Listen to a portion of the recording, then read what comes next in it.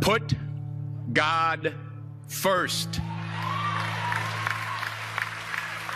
Put God first in everything you do. Everything that you think you see in me, everything that I've accomplished, everything that you think I have, and I have a few things, everything that I have is by the grace of God. Understand that. It's a gift. I was sitting in my mother's beauty parlor, and I'm looking in the mirror, and I see behind me this woman under the dryer. And every time she looked up, every time I looked up, she was looking at me, just looking me in the eye. And I didn't know who she was, and I said, she said, somebody give me a pen, give me a pencil. I have a prophecy. March 27, 1975. She said, boy, you are going to travel the world and speak to millions of people. Now, mind you, I was flunked out of college. I'm thinking about joining the army. I didn't know what I was going to do, and she's telling me I'm going to travel the world and speak to millions of people. Well, I have traveled the world, and I have spoke to millions of people. But that's not the most important thing, the success that I had. The most important thing is that what she taught me and what she told me that day has stayed with me since. I've been protected. I've been directed. I've been corrected. I've kept God in my life, and it's kept me humble. I didn't always stick with him, but he always stuck with me. So stick with him in everything you do. If you think you want to do what you think I've done, then do what I've done and stick with God. Number 2, fail big. That's right. Fail big. Today's the beginning of the rest of your life, and it can be very frightening. It's a new world out there. It's a mean world out there, and you only live once. So do what you feel passionate about. Take chances. But don't be afraid to go outside the box.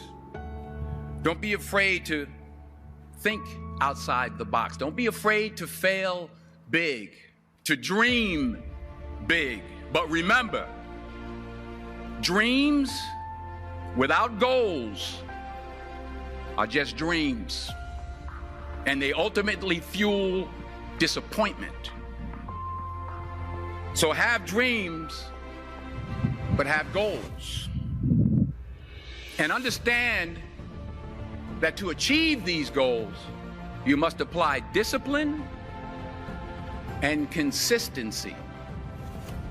In order to achieve your goals, you must apply discipline, which you have already done, and consistency every day, not just on Tuesday and miss a few days.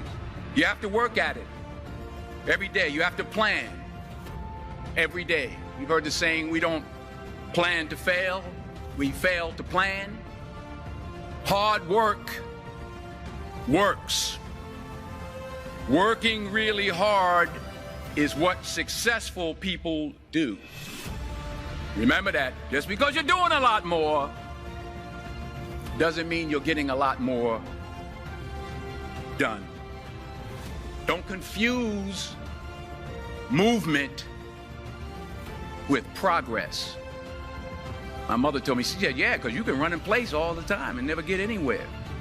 So continue to strive, continue to have goals, continue to progress.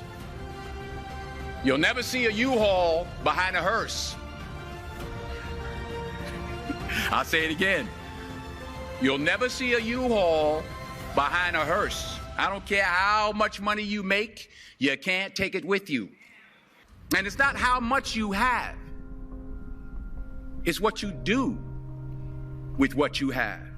We all have different talents. Some of you will be doctors, some lawyers, some scientists, some educators, some nurses. The most selfish thing you can do in this world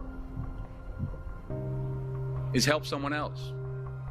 Why is it selfish? Because the gratification, the goodness that comes to you, the good feeling that I get from helping others, nothing's better than that.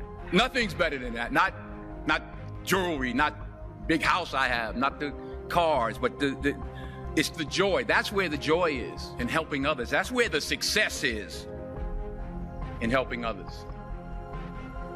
Finally, I pray that you put your slippers way under the bed tonight. so that when you wake up in the morning, you have to get on your knees to reach them. And while you're down there, say thank you for grace. Thank you for mercy. Thank you for understanding. Thank you for wisdom. Thank you for parents. Thank you for love. Thank you for kindness. Thank you for humility. Thank you for peace. Thank you for prosperity. Say thank you in advance for what's already yours. It's how I live my life. That's why I am, one of the reasons why I am today. Say thank you in advance for what is already yours. True desire in the heart for anything good is God's proof to you, sent beforehand to indicate that it's yours already. I'll say it again.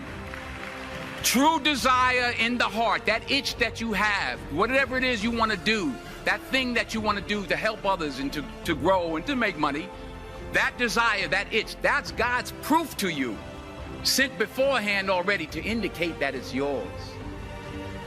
And anything you want good, you can have. So claim it. Work hard to get it. When you get it, reach back. Pull someone else up. Each one, teach one. Don't just aspire to make a living. Aspire to make a difference.